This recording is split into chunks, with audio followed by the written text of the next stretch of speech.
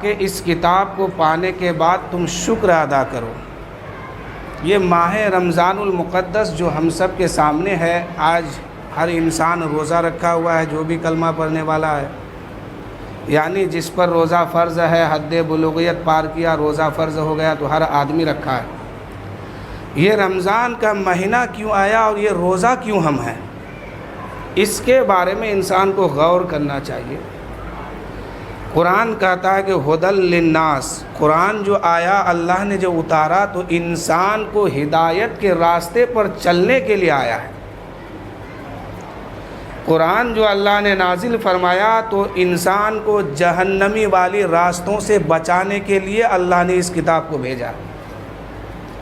اللہ نے قرآن کو اس لیے نازل فرمایا ہے کہ لوگ جنت والے راستے پر چلنے لگے، اور اللہ تعالیٰ جس قرآن کو رمضان کے مقدس مہینے میں نازل فرمایا اسی لیے قرآن کے شکر میں انسان تاکہ شکر گزار ہو جائے، اللہ فرماتا ہے کہ اس کا شکریہ ادا یہ کرو کہ مہینے میں سال میں ایک مہینہ روزہ رکھا کرو۔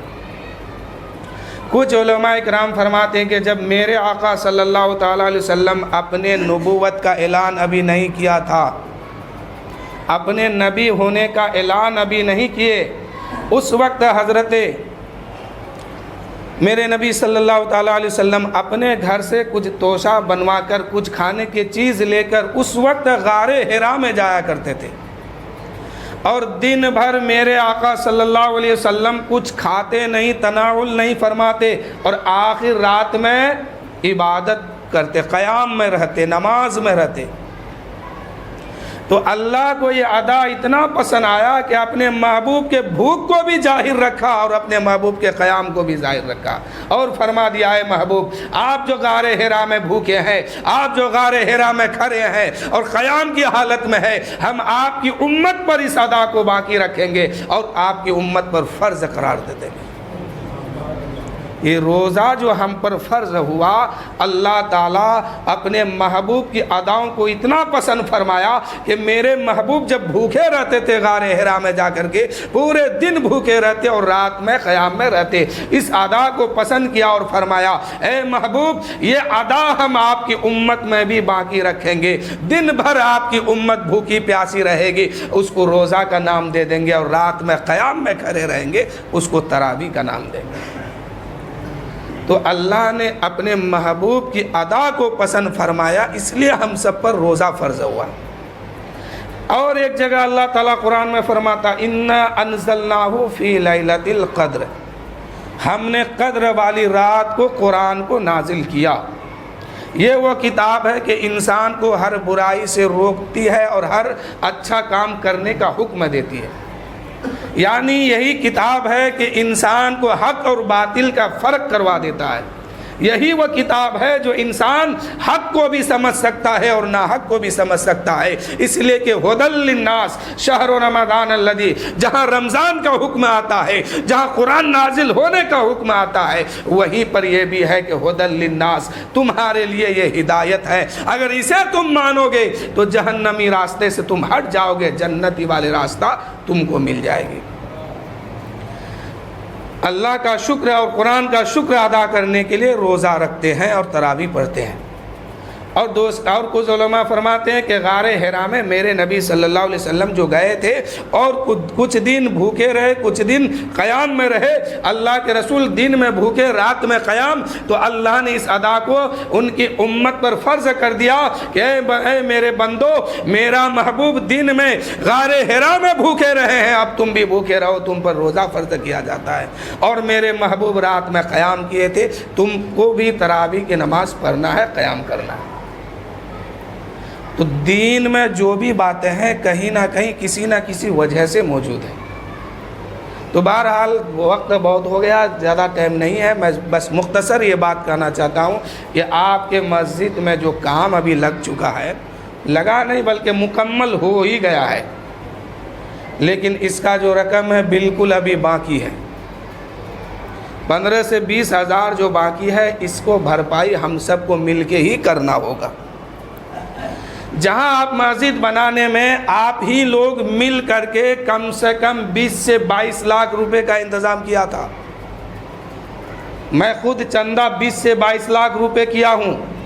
تو آپ ہی لوگ مل کر کے اتنا رقم اور اتنے بڑے انجام کو سر انجام دیے ہیں. تو یہ 20,000 آپ کے سامنے کوئی معمولی بات نہیں ہے اور کوئی بڑی بات بھی نہیں ہے. اس 20,000 کو آپ اپنے جیب سے ہی ادا کیجئے تاکہ آپ کے مسجد کے سر سے قرض ادا ہو جائے. جو بھی رنگ کا پیسہ ہے، مزدوری ہے یا جو بھی خرچ ہے، سارے کے سارے ابھی باقی ہے. اب تک چندہ نہیں ہو پایا ہے، مختصر چندہ بلکہ 2-4 ہزار چندہ ہوا، اس سے کوئی کام نہیں چلنے والا. 20 سے 25 ہزار روپے خرچ ہے. جو حضرات اس میں حصہ لینا چاہتے ہیں، ابھی ہمارے حضرت کہہ رہے تھے کہ صدقہ، فطرہ اور زکوٰۃ، انسان تو بہت کماتا ہے، بہت کچھ کرتا ہے، لیکن جب مرتا ہے تو اس کے لیے کچھ نہیں، سب وہ بیکار ہو جاتا ہے. اس کے لیے اب کیا باقی ہے؟ اس کا اعمال. اگر آپ کچھ اپنے رقم سے، اپنے دھن دولت سے دین کے خاطر آپ اپنا رقم لگائیں گے، یہی آپ کے اعمال جو ہے قبر میں کام آنے والی ہے.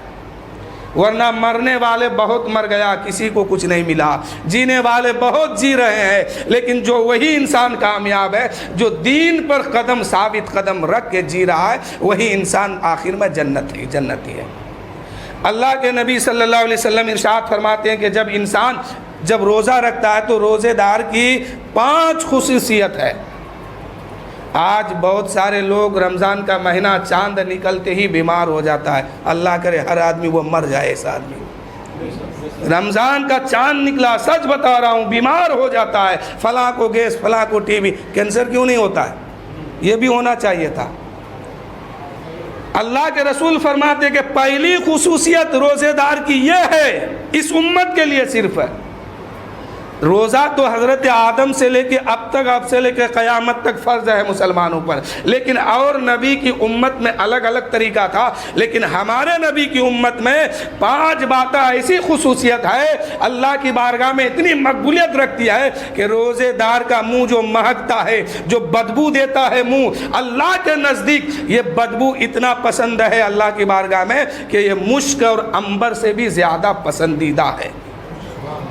دنیا میں مشک اور عنبر سے کوئی خوشبو زیادہ نہیں مہکتی ہے. دنیا میں ہر خوشبو سے زیادہ مہکنے والی پسندیدہ خوشبو کون ہے؟ مشک ہے. اور اللہ کے رسول فرماتے ہیں کہ روزے دار کے منہ سے نکلتے ہوئے بدبو اللہ کے نزدیک اتنا پسندیدہ ہے کہ یہ مشک سے بھی زیادہ رب کو پسند ہے. دوسری خصوصیت،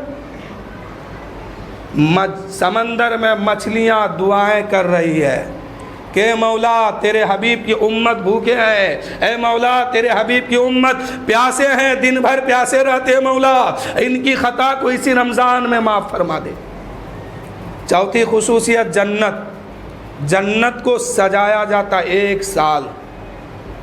یعنی اس سال جو رمضان آیا، اس سے پہلے اس کے بعد جو سوال آنے والا ہے، تو پھر اس سے پچھلے رمضان آنے تک، سوال سے لے کر کے شعبان تک رمضان، یہ کس کو؟ جنت کو سجایا جائے گا. بتاؤ، جنت میں کسی چیز کی کمی نہیں ہے، پھر بھی روزے داروں کے لیے الگ سے سجایا جاتا ہے. اور چوتھی کیا ہے؟ ہر وہ شیطان کو قید کر دیا جاتا ہے. باہر کے جتنے شیطان ہیں، ہر وہ شیطان کو قید کر دیا جاتا ہے. اللہ فرماتا ہے، اے شیطان اب تم قید ہو جاؤ، میرے بندوں کو اب میری بارگاہ میں آنے دو، میرے بندوں کو اب میرے بارگاہ میں سر جھکانے دو، میرے بندوں کو اب مجھ سے معافی مانگ لینے دو. اس وقت میرا بندہ آئے گا، میں اسے معاف کر دوں گا، تم قید میں چلے جاؤ. کس کو قید کیا گیا؟ شیطان کو قید کیا گیا. وقت نہیں ہے، میں تفسیر میں نہیں، بس مختصر سنیے. جب شیطان قید ہو گیا، یہ 20 سال 50 سال 40 سال کے لوگ جو روزہ چھوڑ رہا ہے، اس کو کون شیطان بھگایا؟ اکثر آدمی کی زبان پہ بات آتی ہے کہ فلاں کام مجھ سے غلطی ہو گئی، میں شیطان کے بہکاوے میں آ گیا. تو شیطان کے چنگل میں آنا کوئی اچھی بات ہے؟ شیطان کے فریب میں آنا اچھی بات ہے؟ شیطان کے مکاری میں آنا اچھی بات ہے؟ نہیں، بالکل نہیں. شیطان کے فریب میں مسلمانوں کو نہیں آنا چاہیے. اب تو شیطان خود ہی قید ہو گیا ہے. اب جو لوگ روزہ نہیں رکھتے، اس کو کون بھگایا؟ اب کیا کہو گے؟ خود یہ شیطان ہے. رمضان اس لیے آتا ہے میرے دوستو کہ انسان اپنے نفس کو ایک مہینے میں ایسا اپنے قبضے میں کر لے کہ شیطان جب ایک مہینے کے بعد چھوٹے گا تو پھر اس کو سال بھر تک بہکا نہ سکے، راستے سے ہٹا نہ سکے۔ انسان آج نماز پڑھتا ہے، آج تراویح پڑھتا ہے، روزہ رکھتا ہے، سوال کا چاند آتا ہے، مسجد خالی ہو جاتی ہے، یہی لوگ ہیں، ابھی مسجد بھر گئی ہے، پھر سوال کے بعد یہ لوگ کہاں جا کے چھپتے ہیں؟ رمضان تو کہتا کہ ہم آئے ہیں صبر کرنے کے لیے، تم کو صبر دینے کے لیے، تقویٰ دینے کے لیے، پرہیزگاری دینے کے لیے۔ آج آپ صبر کرتے ہیں، آپ کے سامنے پانی ہے، کھانا ہے، دانا ہے، سب کچھ موجود ہے، لیکن آپ کھاتے نہیں ہیں۔ اگر آپ چاہتے تو گھر میں اپنا دروازہ بند کر کے کھا سکتے تھے، باتھ روم میں گھس کے پانی پی سکتے تھے، کہیں اور ڈبکی لگا کے پانی پی سکتے تھے، لیکن آپ نہیں پیتے ہیں۔ کیوں؟ کہ اللہ دیکھ رہا ہے، اگر ہم پیئیں گے ہمارا روزہ ختم ہو جائے گا، ہم پیئیں گے ہماری عبادت برباد ہو جائے گی۔ تو اے میرے دوستو، آج روزہ کی حالت میں رمضان کے مہینے میں جب صبر کرتے ہیں، یہی صبر رمضان کے بعد بھی ہونی چاہیے، تب آپ صابر کہلائیں گے، جنت آپ کے لیے ہے، تب آپ صابر کہلائیں گے، خدا آپ کا ہے۔ میرے دوستو، خدا فرماتا ہے بندہ نماز پڑھتا ہے، فرشتوں کو حکم دیتا ہے، اے فرشتوں فلاں انسان آیا ہے، آج میرے گھر میں آیا ہے، وضو بنا کے نماز میں کھڑا ہے، اس کے نام اعمال میں اتنی نیکی لکھو، اتنا ثواب لکھو۔ دوسرا آیا ہے، اس کے بارے میں لکھنے کا حکم دیا جاتا ہے۔ تیسرا آیا ہے، یعنی جتنے انسان نماز پڑھنے کے لیے آیا ہے سب کے بارے میں حکم ہوتا ہے، اس کے لیے اتنی نیکی لکھو، اس کے لیے اتنا ثواب لکھو، اس کے لیے اتنا لکھو، اس کے لیے اتنا لکھو۔ اس کے بعد انسان نماز پڑھ کے دوسری کام میں لگتا ہے، کبھی زکوٰۃ دیتا ہے، اللہ حکم دیتا ہے، اے فرشتوں یہ میرا بندہ ہے، میں نے اس کو رزق دیا ہے، اس کو دولت دیا ہے، اس کو شہرت اور عزت دیا ہے، آج اپنی مال کو میری بارگاہ میں خرچ کر رہا ہے، میرے دیے ہوئے پر شکریہ ادا کرتا ہے اور میرے دین پر خرچ کر رہا ہے۔ اے فرشتوں، اب اس کے نام اعمال میں اتنا نیکی لکھ دو، اتنی نیکی لکھ دو، اتنا ثواب لکھ دو۔ اب ثواب لکھا جا رہا ہے، نیکی لکھی جا رہی ہے، وہی انسان پھر فلاں نیک کام کر رہا ہے، اللہ حکم دیتا ہے پھر لکھو، پھر لکھو، یعنی جو جو کام کر رہا ہے اللہ فرماتا ہے سب لکھتے جاؤ، سب کا بدلہ دیتے جاؤ۔ لیکن اللہ فرماتا ہے ایک مرد مومن یا مومنہ عورت اگر روزہ رکھتا ہے یا رکھتی ہے، اس کو تم نیکی مت لکھو، اس کے ثواب کو مت لکھو، اس کے جزا کو مت لکھو۔ اے فرشتوں، تم قلم کو روک لو، تم مت لکھو، اب اسے میں دوں گا، کیا دوں گا؟ نہیں دوں گا، جتنا بھی دوں گا میں خود دوں گا۔ تو میرے دوستو ذرا دیکھو، یہاں دینے والا خود کہتا ہے کہ میں اسے دوں گا، تم لکھو مت، تمہارے اندر اب طاقت نہیں ہے کہ تم لکھ سکو گے۔ علماء کرام فرماتے ہیں انسان جب روزہ رکھتا ہے تو جو روزہ رکھا ہے اور جس نے رکھوایا ہے وہی جانتا ہے، اور جو رکھا ہے وہی جانتا ہے کہ میرا بندہ روزہ رکھا ہے، اور اسے کیا دیا جائے دینے والا جانتا ہے اور لینے والا جانے گا۔ اس کا اجر ہے، اس کی ثواب، اس کا ثواب، اس کی نیکی کچھ نہیں لکھا جاتا ہے۔ خدا خود فرماتا ہے کہ اس کا اجر ہے، اس کا ثواب میں خود دوں گا۔ تو اب اللہ دے گا، خود دے گا، کتنا دے گا؟ بے حساب دے گا۔ خدا کے دینے میں کوئی حساب نہیں ہے میرے دوستو۔ بعض علماء کرام تو لکھتے ہیں، کتاب میں بات آتی ہے کہ خدا فرماتا ہے نماز کا بدلہ یہ دو، روزے کے نماز کا بدلہ یہ دو، زکوٰۃ کا بدلہ یہ دو، صدقہ کا بدلہ یہ دو، فطرہ کا بدلہ یہ دو، وضو بنایا ہے اس کا بدلہ دو، کھانا کھلایا ہے اس کا بدلہ دو۔ لیکن بعض علماء فرماتے ہیں کہ خدا فرماتا ہے جو انسان روزہ رکھتا ہے اس کا بدلہ میں خود بن جاتا ہوں۔ یعنی خدا فرماتا ہے جو روزہ رکھتا ہے سچے دل سے اس کا بدلہ میں خود ہی بن جاتا ہوں، یعنی میں خود اس کا ہو جاتا ہوں۔ تو روزہ انسان پر فرض کیا گیا، نماز بھی فرض ہے، زکوٰۃ بھی فرض ہے، حج بھی فرض ہے، لیکن یہ دو باتیں جو ہے زیادہ تر پائی جاتی ہے۔ نماز اور روزہ دونوں آسان ہے، اللہ نے اگر دولت دی تو زکوٰۃ دیجئے، لاگو ہو گیا فرض، اور اگر زیادہ دیا ہے تو اب حج کیجئے، مسئلہ لاگو ہو گیا۔ تو میرے دوستو وقت نہیں ہے، پھر کبھی موقع ملا انشاءاللہ یہاں سے آگے کی بات بتاؤں گا۔ روزہ صرف کیا ہے؟ اپنے محبوب کی اداؤں کو باقی رکھا اس کا رب، اور اللہ فرماتا ہے محبوب آپ کی ہر ادا ہم باقی رکھنے والے ہیں۔ تو اللہ نے غار حرا کی اس ادا کو اور اللہ نے جو قرآن پاک نازل فرمایا اس کے شکر میں انسانوں سے فرمایا، اپنے بندوں سے فرمایا، ایمان والوں سے فرمایا اب تم روزہ رکھو۔ اِنَّا أَنزَلْنَاهُ فِي لَيْلَةِ الْقَدْرِ، اسی رات شب قدر کی رات کو قرآن کو نازل کیا گیا۔ اسی رات جو ہے رمضان کے مہینے میں اللہ کا فرشتہ حضرت سید الملائکہ حضرت جبرائیل امین اپنے ساتھ فرشتوں کو لے کر زمین پہ اترتے ہیں۔ کب تک اترتے ہیں؟ حتیٰ مطلع الفجر، صبح فجر تک اترتے ہیں اور انسانوں کا جائزہ لیتے ہیں، کون کیا مانگتا ہے، کسے کیا دیا جائے، سب رب کی بارگاہ میں پہنچاتے ہیں۔ تو میرے دوستو روزہ رکھیے رب کو منانے کے لیے، اور روزہ کے ساتھ نماز بھی پڑھیے، اور جو مسئلہ جب لاگو ہو اس کو ادا کیجیے۔ تو میں یہ کہنا چاہتا تھا کہ رنگ کا انتظام تو ہو چکا ہے لیکن اس کی قیمت ابھی باقی ہے، آپ سب کو دینا ہے۔ ابھی لائے ہیں تو نماز کے بعد دے دیجئے، یعنی جو ذمہ دار حضرات ہیں وہاں تک پہنچا دیجئے، یا بعد میں پھر اس رقم کو آپ لا کے بھرپائی کیجئے۔ دینا تو ہر حال میں آپ ہی کو ہے۔ اور ایک اعلان یہ ہے کہ جو حضرت یہاں بھی تقریر کر رہے تھے وہ بہت ایک بڑا ادارہ چلاتے ہیں، ایک خانقاہ بھی ہے ان کے ساتھ، اس میں آپ لوگ بھرپور تعاون کیجئے۔ اور آپ کا ایک مدرسہ جو فیض الغربہ ہے وہاں سے بھی رسید ان لوگوں نے بھیجا ہے۔ آپ کے حبیب صاحب جو ہے گیٹ کے سامنے بیٹھیں گے، آپ کو جہاں جو سمجھ میں آئے اسی طرح آپ چندہ دیجئے۔ دونوں خانقاہ اور مدرسہ سب آپ کا ہے، ہم سب کا ہے، ہم سب کو مل کے خانقاہ کا بھی کام کرنا ہے، مدرسے کا بھی کام کرنا ہے، غریب اور مسکین سب کو دیکھنا ہے۔ تو میرے دوستو فطرہ کا جو معاملہ ہے 2 کلو 45 گرام گیہوں جو اچھا ہے، جو عمدہ ہو، اس کی قیمت کم سے کم 45 روپے ہے، 40 سے 45، تو 45 روپے اعلان کیا جاتا ہے یہاں سے۔ آپ ہر انسان کے طرف سے جو فطرہ واجب ہے، ہر انسان اپنے طرف، اپنے بال بچوں کے طرف، نابالغ بچہ ہو یا بچی ہو، اپنی بیوی، اپنے ماں باپ سب کے طرف سے فطرہ نکالیے، واجب ہے۔ اور جب تک نہیں نکالیں گے تو عید کی نماز پڑھنے کا حکم نہیں ہے، پہلے نکالیے اس کے بعد پڑھیے گا۔ یعنی اللہ فرماتا ہے کہ اپنے خوشی منانے سے پہلے یتیموں کو دیکھو کہ وہ خوشی منا رہا ہے کہ نہیں، غریبوں کو دیکھو، مسکینوں کو دیکھو، وہاں دیکھو۔ جب تک وہ خوشی نہیں مناتا تم کو منانے کی اجازت نہیں ہے۔ یہی مسئلہ قربانی میں بھی ہے، پہلے گوشت تقسیم کرو، غریب کے بچے کھائیں گے تب تمہیں کھانے کی اجازت ہے۔ ایسے ہی پہلے فطرہ دو، غریب کے بچے نیا کپڑا پہنیں گے تب تمہیں پہننے کی اجازت ہے۔ تو میرے دوستو ان باتوں کو دھیان رکھیے، اور جن کو جہاں ہو سکے وہاں بھرپور تعاون کیجیے۔ وآخر الدعوانا ان الحمدللہ رب العالمین۔ کہ اس کتاب کو پانے کے بعد تم شکر ادا کرو۔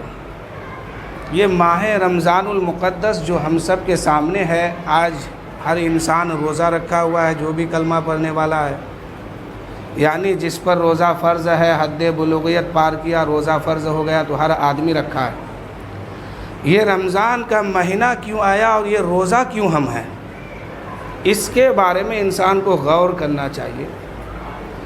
قرآن کہتا ہے کہ ہدی للناس، قرآن جو آیا اللہ نے جو اتارا تو انسان کو ہدایت کے راستے پر چلنے کے لیے آیا ہے۔ قرآن جو اللہ نے نازل فرمایا تو انسان کو جہنمی والی راستوں سے بچانے کے لیے اللہ نے اس کتاب کو بھیجا۔ اللہ نے قرآن کو اس لیے نازل فرمایا ہے کہ لوگ جنت والے راستے پر چلنے لگے۔ اور اللہ تعالیٰ جس قرآن کو رمضان کے مقدس مہینے میں نازل فرمایا اسی لیے قرآن کے شکر میں انسان تاکہ شکر گزار ہو جائے، اللہ فرماتا ہے کہ اس کا شکریہ ادا یہ کرو کہ مہینے میں سال میں 1 مہینہ روزہ رکھا کرو۔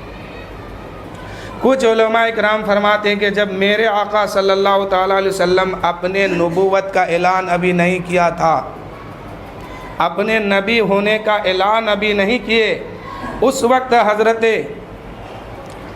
میرے نبی صلی اللہ تعالیٰ علیہ وسلم اپنے گھر سے کچھ توشہ بنوا کر، کچھ کھانے کی چیز لے کر اس وقت غار حرا میں جایا کرتے تھے، اور دن بھر میرے آقا صلی اللہ علیہ وسلم کچھ کھاتے نہیں، تناول نہیں فرماتے، اور آخر رات میں عبادت کرتے، قیام میں رہتے، نماز میں رہتے۔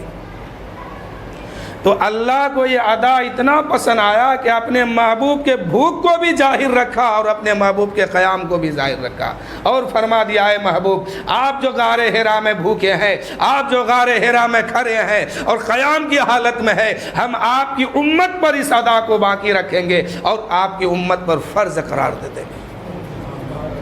یہ روزہ جو ہم پر فرض ہوا، اللہ تعالیٰ اپنے محبوب کی اداؤں کو اتنا پسند فرمایا کہ میرے محبوب جب بھوکے رہتے تھے غار حرا میں جا کر کے، پورے دن بھوکے رہتے اور رات میں قیام میں رہتے، اس ادا کو پسند کیا اور فرمایا اے محبوب یہ ادا ہم آپ کی امت میں بھی باقی رکھیں گے، دن بھر آپ کی امت بھوکی پیاسی رہے گی، اس کو روزہ کا نام دے دیں گے، اور رات میں قیام میں کھڑے رہیں گے، اس کو تراویح کا نام دیں گے۔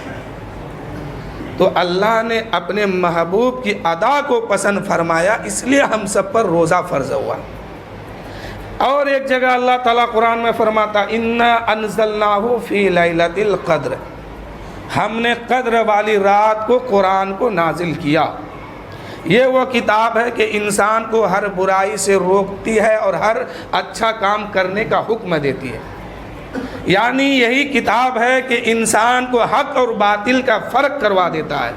یہی وہ کتاب ہے جو انسان حق کو بھی سمجھ سکتا ہے اور ناحق کو بھی سمجھ سکتا ہے، اس لیے کہ ہدی للناس شہر رمضان الذی، جہاں رمضان کا حکم آتا ہے، جہاں قرآن نازل ہونے کا حکم آتا ہے، وہیں پر یہ بھی ہے کہ ہدی للناس، تمہارے لیے یہ ہدایت ہے، اگر اسے تم مانو گے تو جہنمی راستے سے تم ہٹ جاؤ گے، جنتی والے راستہ تم کو مل جائے گی۔ اللہ کا شکر اور قرآن کا شکر ادا کرنے کے لیے روزہ رکھتے ہیں اور تراویح پڑھتے ہیں۔ اور کچھ علماء فرماتے ہیں کہ غار حرا میں میرے نبی صلی اللہ علیہ وسلم جو گئے تھے اور کچھ دن بھوکے رہے، کچھ دن قیام میں رہے، اللہ کے رسول دن میں بھوکے رات میں قیام، تو اللہ نے اس ادا کو ان کی امت پر فرض کر دیا کہ اے میرے بندو، میرا محبوب دن میں غار حرا میں بھوکے رہے ہیں، اب تم بھی بھوکے رہو، تم پر روزہ فرض کیا جاتا ہے، اور میرے محبوب رات میں قیام کیے تھے، تم کو بھی تراویح کی نماز پڑھنا ہے، قیام کرنا ہے۔ تو دین میں جو بھی باتیں ہیں کہیں نہ کہیں کسی نہ کسی وجہ سے موجود ہیں۔ تو بہرحال وقت بہت ہو گیا، زیادہ ٹائم نہیں ہے، میں بس مختصر یہ بات کہنا چاہتا ہوں کہ آپ کے مسجد میں جو کام ابھی لگ چکا ہے، لگا نہیں بلکہ مکمل ہو ہی گیا ہے، لیکن اس کا جو رقم ہے بالکل ابھی باقی ہے، 15 سے 20 ہزار جو باقی ہے، اس کو بھرپائی ہم سب کو مل کے ہی کرنا ہوگا۔ جہاں آپ مسجد بنانے میں آپ ہی لوگ مل کر کے کم سے کم 20 سے 22 لاکھ روپے کا انتظام کیا تھا، میں خود چندہ 20 سے 22 لاکھ روپے کیا ہوں، تو آپ ہی لوگ مل کر کے اتنا رقم اور اتنے بڑے انجام کو سر انجام دیے ہیں، تو یہ 20,000 آپ کے سامنے کوئی معمولی بات نہیں ہے اور کوئی بڑی بات بھی نہیں ہے۔ اس 20,000 کو آپ اپنے جیب سے ہی ادا کیجئے تاکہ آپ کے مسجد کے سر سے قرض ادا ہو جائے۔ جو بھی رنگ کا پیسہ ہے، مزدوری ہے، یا جو بھی خرچ ہے، سارے کے سارے ابھی باقی ہے۔ اب تک چندہ نہیں ہو پایا ہے، مختصر چندہ، بلکہ 2-4 ہزار چندہ ہوا، اس سے کوئی کام نہیں چلنے والا۔ 20 سے 25 ہزار روپے خرچ ہے۔ جو حضرات اس میں حصہ لینا چاہتے ہیں، ابھی ہمارے حضرت کہہ رہے تھے کہ صدقہ، فطرہ اور زکوٰۃ، انسان تو بہت کماتا ہے، بہت کچھ کرتا ہے، لیکن جب مرتا ہے تو اس کے لیے کچھ نہیں، سب وہ بیکار ہو جاتا ہے۔ اس کے لیے اب کیا باقی ہے؟ اس کا اعمال۔ اگر آپ کچھ اپنے رقم سے، اپنے دھن دولت سے دین کے خاطر آپ اپنا رقم لگائیں گے، یہی آپ کے اعمال جو ہے قبر میں کام آنے والی ہے۔ ورنہ مرنے والے بہت مر گیا، کسی کو کچھ نہیں ملا، جینے والے بہت جی رہے ہیں، لیکن جو وہی انسان کامیاب ہے جو دین پر قدم ثابت قدم رکھ کے جی رہا ہے، وہی انسان آخر میں جنتی ہے۔ اللہ کے نبی صلی اللہ علیہ وسلم ارشاد فرماتے ہیں کہ جب انسان جب روزہ رکھتا ہے تو روزے دار کی 5 خصوصیت ہے۔ آج بہت سارے لوگ رمضان کا مہینہ چاند نکلتے ہی بیمار ہو جاتا ہے، اللہ کرے ہر آدمی وہ مر جائے۔ ایسا آدمی رمضان کا چاند نکلا، سچ بتا رہا ہوں، بیمار ہو جاتا ہے، فلاں کو گیس، فلاں کو ٹی بی، کینسر کیوں نہیں ہوتا ہے؟ یہ بھی ہونا چاہیے تھا۔ اللہ کے رسول فرماتے کہ پہلی خصوصیت روزے دار کی یہ ہے، اس امت کے لیے صرف ہے، روزہ تو حضرت آدم سے لے کے اب تک، اب سے لے کے قیامت تک فرض ہے مسلمانوں پر، لیکن اور نبی کی امت میں الگ الگ طریقہ تھا، لیکن ہمارے نبی کی امت میں 5 باتیں ایسی خصوصیت ہے اللہ کی بارگاہ میں اتنی مقبولیت رکھتی ہے کہ روزے دار کا منہ جو مہکتا ہے، جو بدبو دیتا ہے منہ، اللہ کے نزدیک یہ بدبو اتنا پسند ہے اللہ کی بارگاہ میں کہ یہ مشک اور عنبر سے بھی زیادہ پسندیدہ ہے۔ دنیا میں مشک اور عنبر سے کوئی خوشبو زیادہ نہیں مہکتی ہے، دنیا میں ہر خوشبو سے زیادہ مہکنے والی پسندیدہ خوشبو کون ہے؟ مشک ہے۔ اور اللہ کے رسول فرماتے ہیں کہ روزے دار کے منہ سے نکلتے ہوئے بدبو اللہ کے نزدیک اتنا پسندیدہ ہے کہ یہ مشک سے بھی زیادہ رب کو پسند ہے۔ دوسری خصوصیت، سمندر میں مچھلیاں دعائیں کر رہی ہے کہ اے مولا تیرے حبیب کی امت بھوکے ہیں، اے مولا تیرے حبیب کی امت پیاسے ہیں، دن بھر پیاسے رہتے ہیں، مولا ان کی خطا کو اسی رمضان میں معاف فرما دے۔ چوتھی خصوصیت جنت، جنت کو سجایا جاتا 1 سال، یعنی اس سال جو رمضان آیا اس سے پہلے، اس کے بعد جو شوال آنے والا ہے، تو پھر اس سے پچھلے رمضان آنے تک، شوال سے لے کر کے شعبان تک رمضان، یہ کس کو؟ جنت کو سجایا جائے گا۔ بتاؤ، جنت میں کسی چیز کی کمی نہیں ہے، پھر بھی روزے داروں کے لیے الگ سے سجایا جاتا ہے۔ اور چوتھی کیا ہے؟ ہر وہ شیطان کو قید کر دیا جاتا ہے، باہر کے جتنے شیطان ہیں ہر وہ شیطان کو قید کر دیا جاتا ہے۔ اللہ فرماتا ہے اے شیطانو اب تم قید ہو جاؤ، میرے بندوں کو اب میری بارگاہ میں آنے دو، میرے بندوں کو اب میرے بارگاہ میں سر جھکانے دو، میرے بندوں کو اب مجھ سے معافی مانگ لینے دو، اس وقت میرا بندہ آئے گا میں اسے معاف کر دوں گا، تم قید میں چلے جاؤ۔ کس کو قید کیا گیا؟ شیطان کو قید کیا گیا۔ وقت نہیں ہے، میں تفسیر میں نہیں، بس مختصر سنیے۔ جب شیطان قید ہو گیا، یہ 20 سال 50 سال 40 سال کے لوگ جو روزہ چھوڑ رہا ہے، اس کو کون شیطان بھگایا؟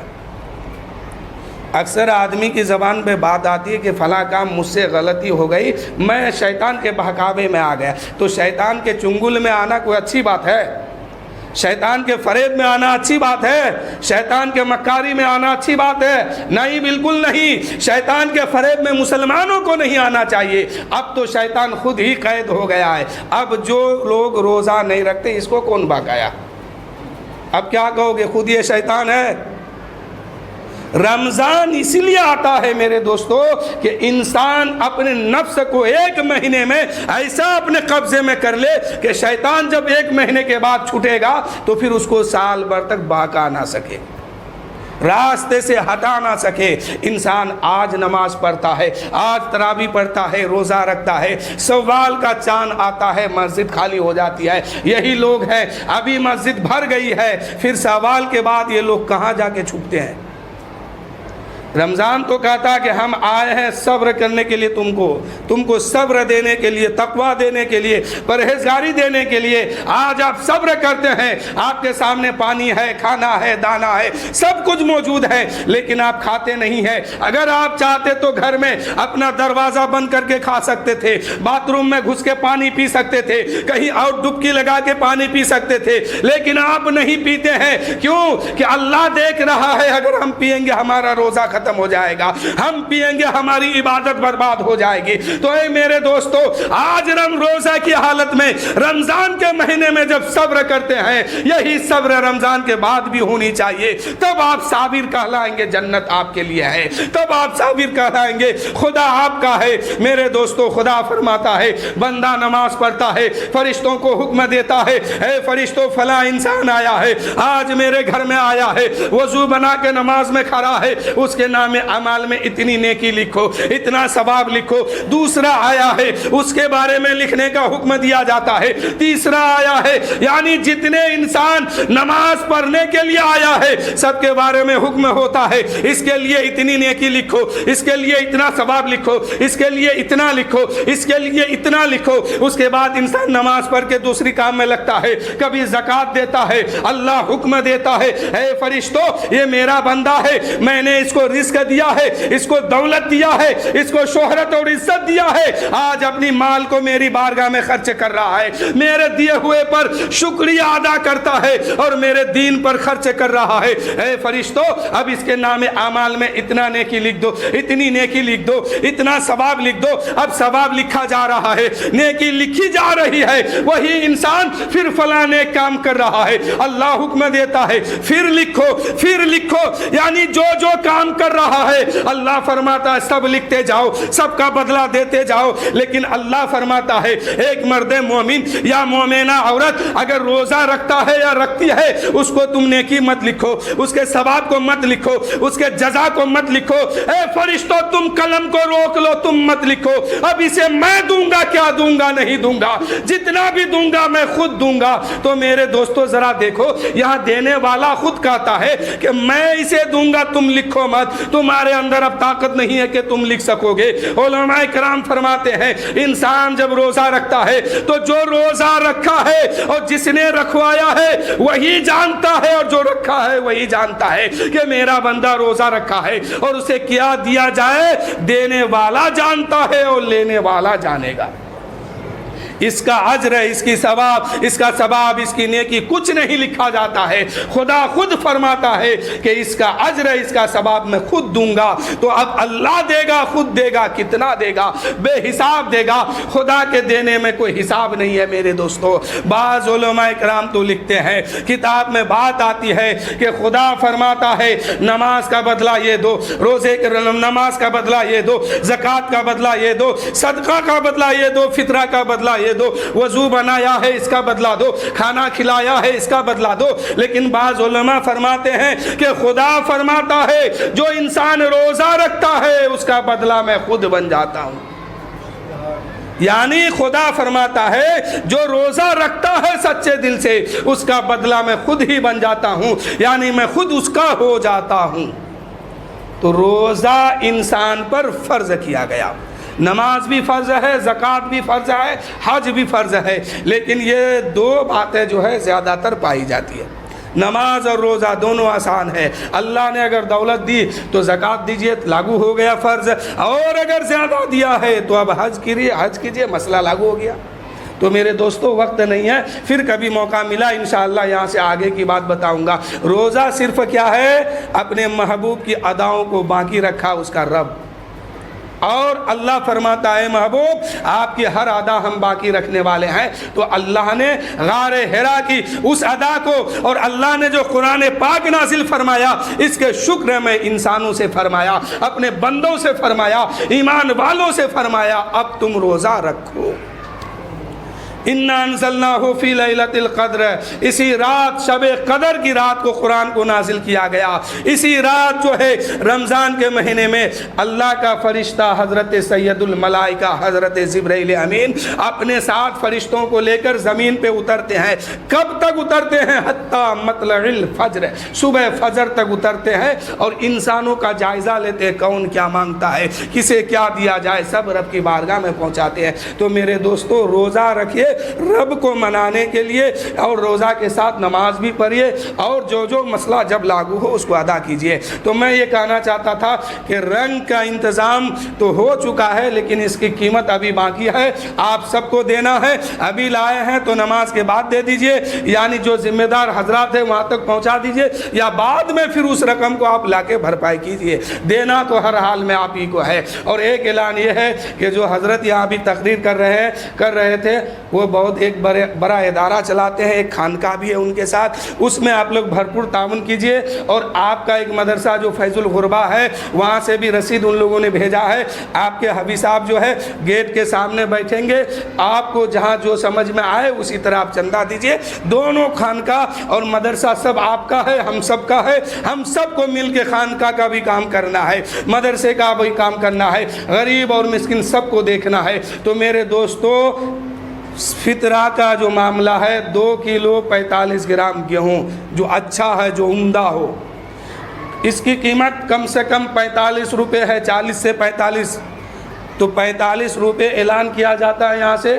آپ ہر انسان کے طرف سے جو فطرہ واجب ہے, ہر انسان اپنے طرف, اپنے بال بچوں کے طرف, نابالغ بچہ ہو یا بچی ہو, اپنی بیوی, اپنے ماں باپ سب کے طرف سے فطرہ نکالیے, واجب ہے. اور جب تک نہیں نکالیں گے تو عید کی نماز پڑھنے کا حکم نہیں ہے, پہلے نکالیے اس کے بعد پڑھیے گا.